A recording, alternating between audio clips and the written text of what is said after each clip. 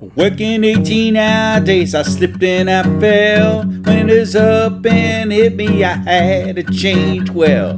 There's no way to sustain it, you'll crash and burn. Will not be able to work and no way to earn. Change well, and then you can leave. Change well, and your kids you can feed. Turn your life around for the final bell. It's now or never, you have to change well. It's now or never, you must change well. Hello and welcome to the next podcast for Change Well, a 15-minute podcast that tells you how you can change well, change your habits to wellness. So let's jump in. If you want to change well, one of the most important things you need is a why, a goal.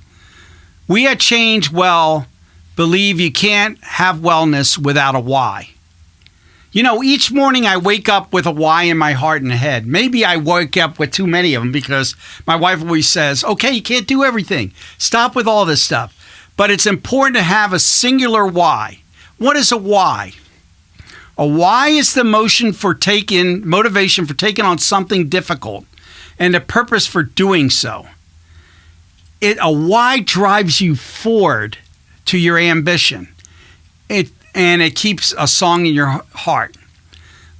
Whys are imperative to change. They get you out of your rut. I did not always have a why nearby. For 7 years, I wandered aimlessly through every problem and everything without a why. But then I got a cause and a purpose. 150 pounds overweight, I established a why. There were two things that were related to this why. The first thing was my health. The second thing was, and more importantly, was I had a 30th reunion.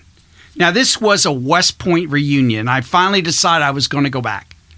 But I'm not going to go back as a guy that looks like an NFL lineman that after they retired, okay? And not all NFL linemen. I apologize for that if you're an NFL lineman. But bottom line is I was not going to go there. So my first why was get ready for the 30th reunion. So what are the things you need to do with your why? You can't just have a why and let it sit there. The first thing is you need to visualize your why. It is essential to have a visual representation of the outcome you want to get. A graphical representation helps you keep motivated when times get tough. And you know, I had my graphical representation. It was topped off at the very top. It had our class motto was said, "For excellence we strive, 85." And then it had pictures of me young and at my current state with fellow classmates, and I was just to put motivation on. And it had pictures of my mom and dad who had the same health condition I had, and it was all in a visual representation that I kept on my phone. We will put a link next week on the specific app that I use, but you could use any app. And the best thing to do is take a poster board and visually represent where you want to go. So my motto was, "For excellence we strive, 85. And bottom line, I was trying to get ready for my 30th reunion. And I looked at that image every time I was struggling. When I was running through TSA and trying to convince the people that the CPAP machine was allowed as a third bag because it was a medical device, okay? It keeps you on target, and it helps you avoid going and getting another beer or something when you're traveling. The second thing is, once you get a why, don't stick with that why once you achieve it. You got to adapt your why, right?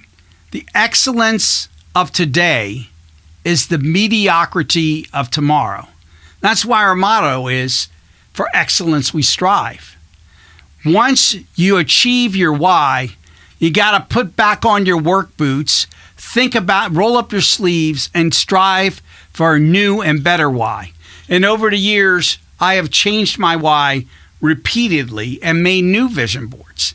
One of them was I wanted to honor one of my lost colleagues, and we established a 50-mile veterans walk to raise money for veteran organizations and the young Marines. The next thing is share your why. If you don't share your why, you could maybe achieve it, but it's always better once you have your why and you pass it on to your loved ones and your colleagues and your friends. That way, they see you going off kilter. They could say, hey, remember, you got that reunion coming. Don't eat that donut over there. Hey, I'm going to hide the M&Ms. Okay? So bottom line is, you need to share your why.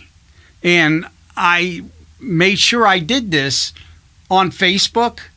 Okay, I'm not a great lover of Facebook, but for things like this, and if you got a group that is like-minded as you, they will have positive feedback.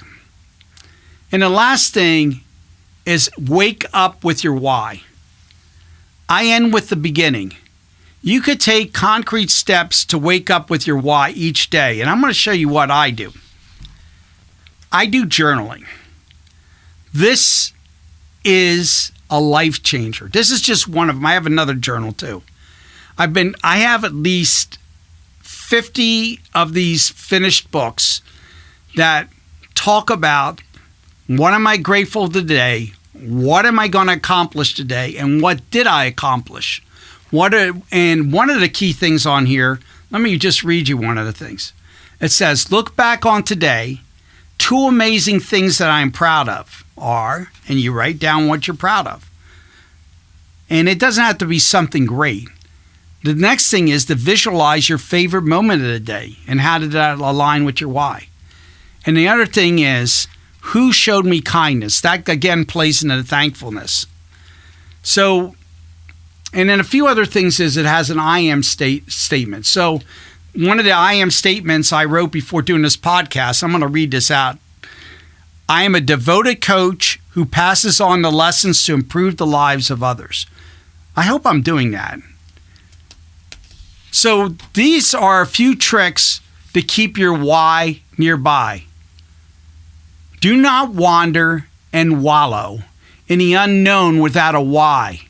Visualize your why and build a better future for yourselves and others. Change well.